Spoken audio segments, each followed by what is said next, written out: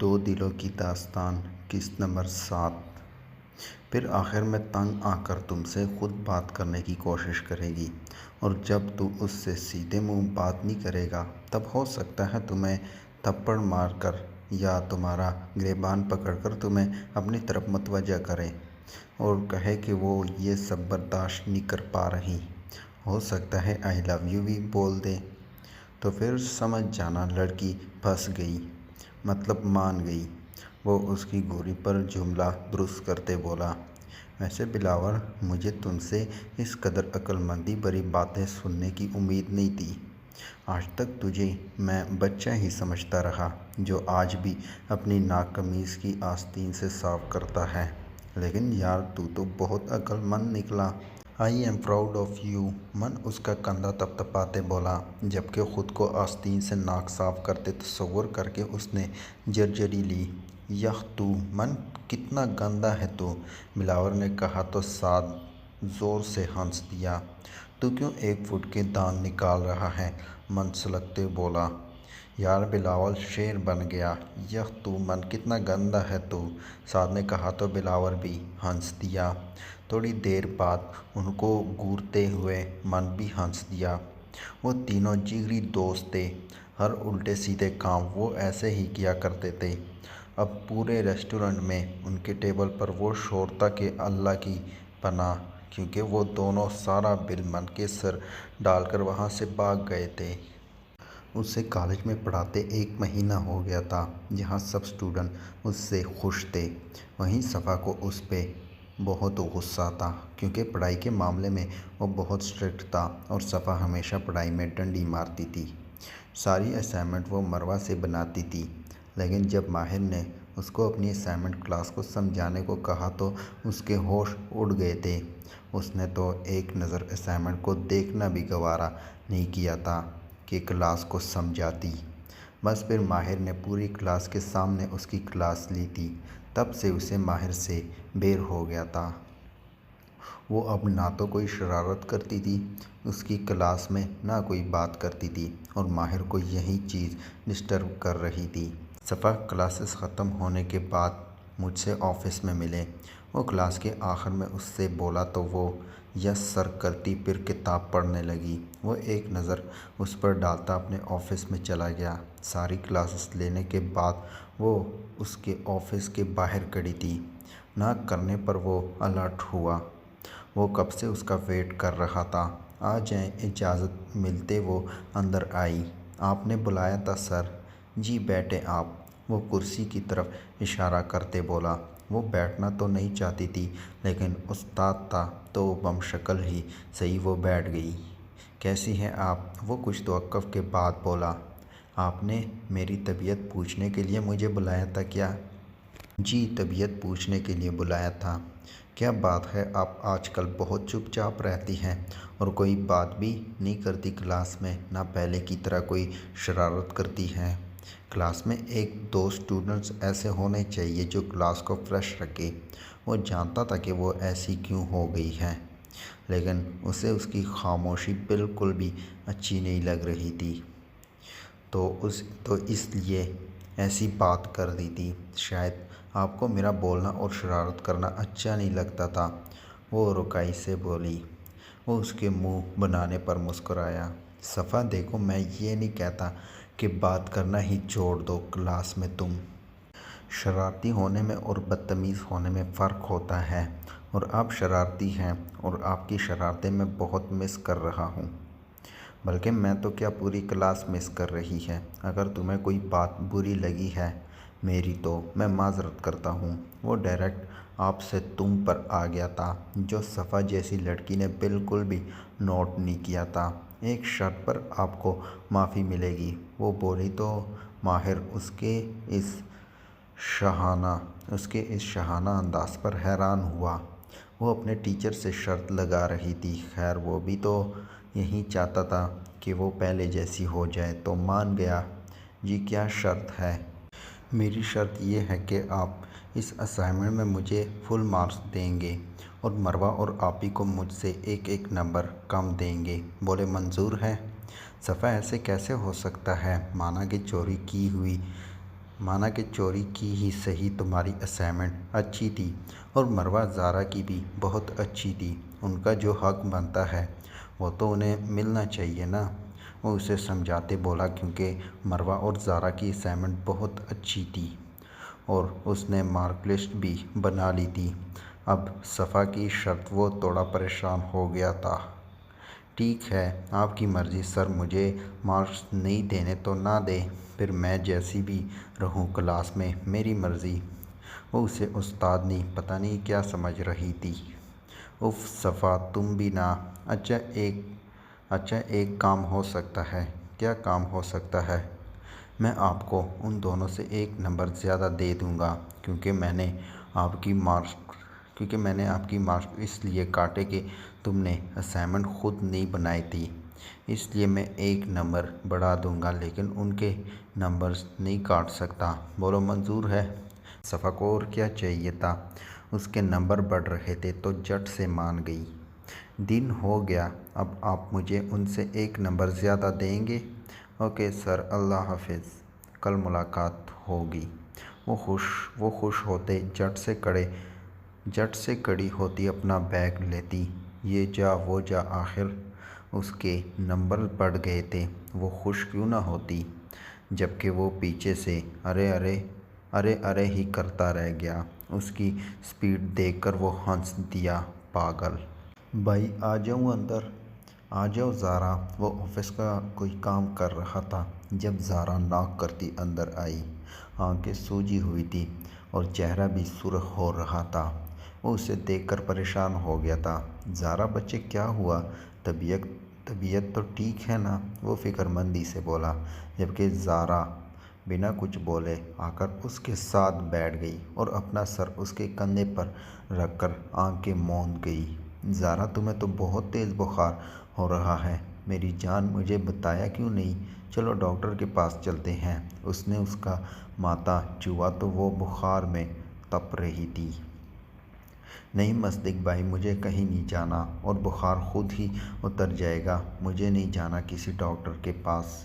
اتنا تیز بخار ہو رہا ہے، ماما کہاں ہیں؟ انہیں خیال رکھنا چاہیے تھا نا تمہارا۔ اچھا اٹھو، آؤ بیڈ پر لیٹو، میں ڈاکٹر کو گھر بلاتا ہوں۔ وہ اسے صوفے سے اٹھا کر بیڈ پر لایا اور اسے وہیں سلایا۔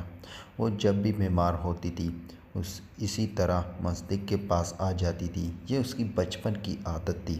وہ ڈاکٹر کو کال کرتا باہر چلا گیا تاکہ ٹھنڈے پانی سے اس کی پٹیاں کر سکے۔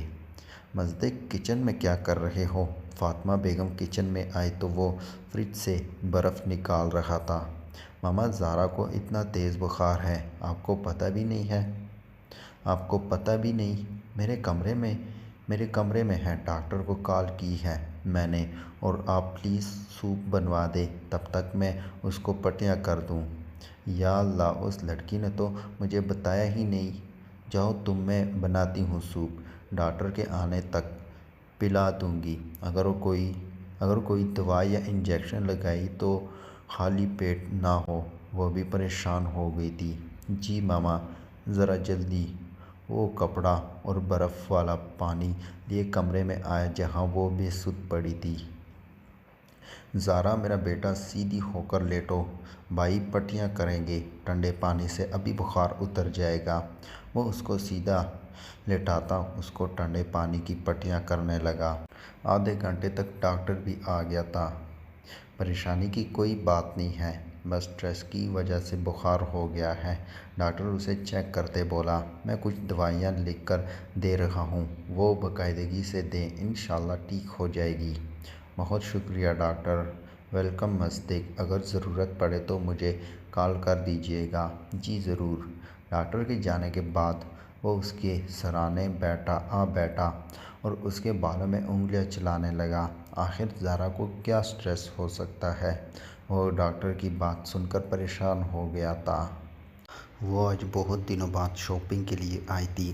اس نے ان دونوں کو کہا بھی تھا، لیکن دونوں تھکن کا بہانہ بنا کر ٹال گئے تھے، تو وہ ان پر لعنت بھیجتے خود ہی آ گئی تھی، لیکن جانتی نہیں تھی کہ خود شیر کے منہ میں ہاتھ ڈال دیا تھا۔ وہ مزے سے شاپنگ کر رہی تھی۔ آج اتنے دنوں بعد شاپنگ کرنے وہ آج اتنے دنوں بعد شاپنگ کرنے پر وہ انجوائے کر رہی تھی۔ ابھی وہ جیولری شاپ پر جیولری دیکھ رہی تھی تو اسے محسوس ہوا جیسے کوئی اسے دیکھ رہا ہو۔ اس نے ارد گرد دیکھا تو کوئی بھی نہیں تھا، تو وہ سر جھٹکتی جیولری دیکھنے لگی، لیکن وہ جہاں جہاں جاتی اسے ویسا ہی محسوس ہو رہا تھا۔ وہ ڈریس لے کر جیسے ہی ٹرائی کرنے کے لیے روم میں گئی، پھرتی سے کسی نے اسے اپنی طرف کھینچا تھا، لیکن سامنے نیلی آنکھیں دیکھ کر وہ خوف زدہ ضرور ہو گئی تھی۔ پاگل ہو کیا بیوٹی، جانتی نہیں ہو کیا کہ شاپنگ مالز کے چینجنگ روم میں چینج نہیں کرتے؟ یہاں کیمرے بھی ہو سکتے ہیں جس سے یہ لوگ تمہیں بلیک میل کر سکتے ہیں۔ کتنے کیسز آ رہے ہیں، پھر بھی تم یہاں چینج کر رہی تھی۔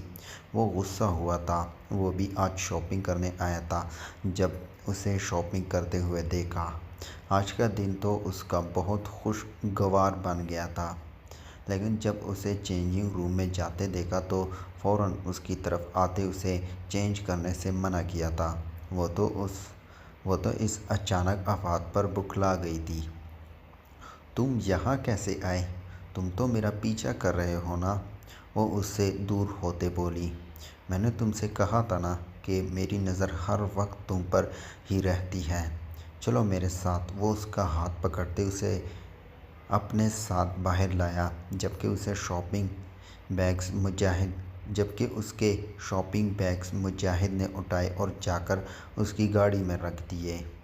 مجاہد، میڈم کی گاڑی تم لاؤ گے اور یہ میرے ساتھ جائے گی۔ وہ مجاہد کو حکم دیتا، اسے زبردستی اپنی گاڑی میں بٹھاتا گاڑی سٹارٹ کرتے ہوئے وہاں سے نکلا۔ غصہ تو بہت آیا ہوا تھا۔ کیا وہ بچی تھی جو کچھ بھی نہیں جانتی تھی، لیکن وہ نہیں چاہتا تھا کہ وہ اس کا ڈیول روپ دیکھے۔ کہاں لے کر جا رہے ہو تم مجھے؟ چھوڑو مجھے، جانے دو۔ وہ دروازہ کھولنے لگی لیکن اس نے لاک لگایا ہوا تھا۔ چپ چاپ بیٹھی رہو ورنہ مجھ سے برا کوئی نہیں ہوگا، وہ اس پر ڈانٹتے بولا تو وہ دروازے سے چپک کر بیٹھ گئی۔ آج بھی اس نے اپنا چہرہ کور کر رکھا تھا۔ کون ہو تم، کیوں میرے پیچھے پڑے ہو؟ کیا بگاڑا ہے میں نے تمہارا؟ کاش وہ منحوس دن میری زندگی میں آیا ہی نہ ہوتا تو آج میں اس حال میں نہ ہوتی۔ آخر تم میری جان چھوڑ کیوں نہیں دیتے؟ تمہاری وجہ سے میں گھر میں کسی کو کچھ بتا نہیں سکتی۔ جب میری طبیعت خراب ہوتی ہے تو سب پوچھتے ہیں کہ کیا ہوا۔ کیا بتاؤں میں انہیں کہ کیا ہوا ہے؟ وہ روتے روتے تھک گئی تھی۔ اس کی بات پر اچانک اس نے بریک لگائی تھی۔ کیا تمہاری طبیعت خراب ہے؟ وہ اس کا ماتھا چومتے بولا۔ اس کی خراب طبیعت کا سن کر وہ پریشان ہو گیا تھا، غصہ تو کہیں پیچھے ہی رہ گیا تھا۔ اس نے اس کا ہاتھ جھٹک دیا۔ ہاں، بیمار رہنے لگی ہوں میں صرف اور صرف تمہاری وجہ سے۔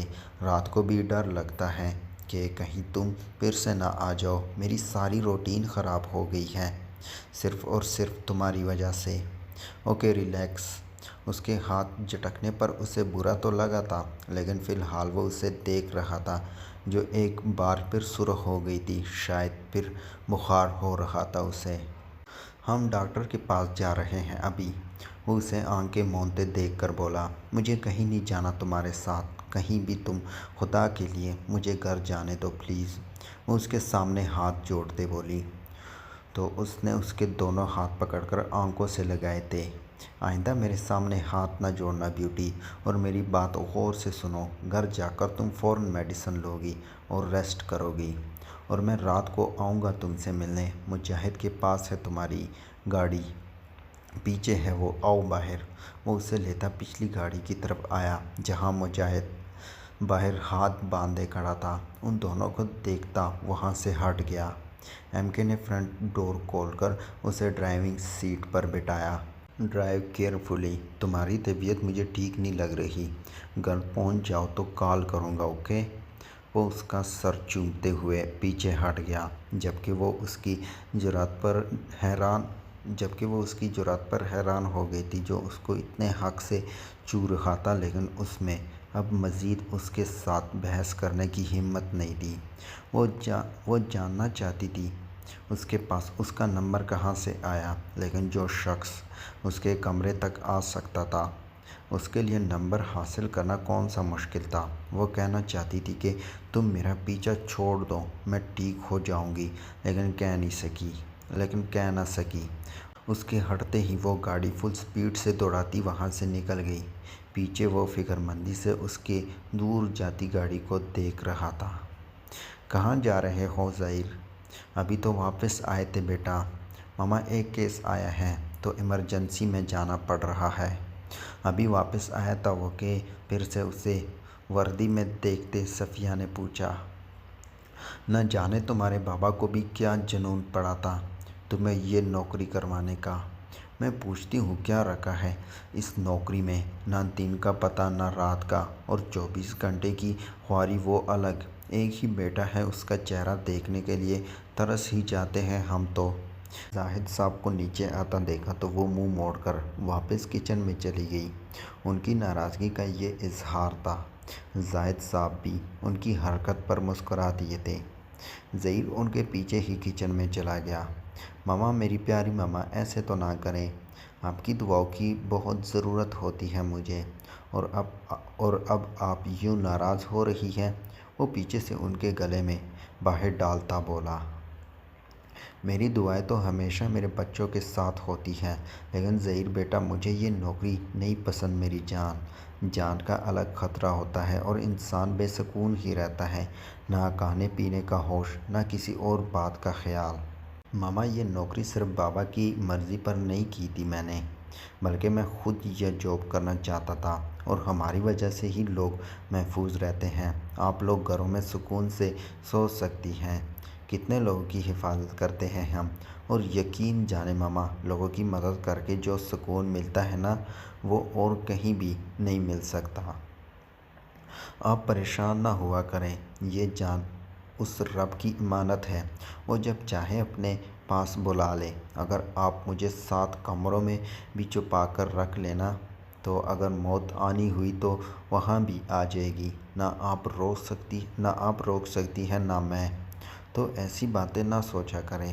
وہ انہیں پیار سے سمجھاتے بولا۔ اللہ تمہاری حفاظت کرے میری جان، وہ اس کا ماتھا چومتے بولی۔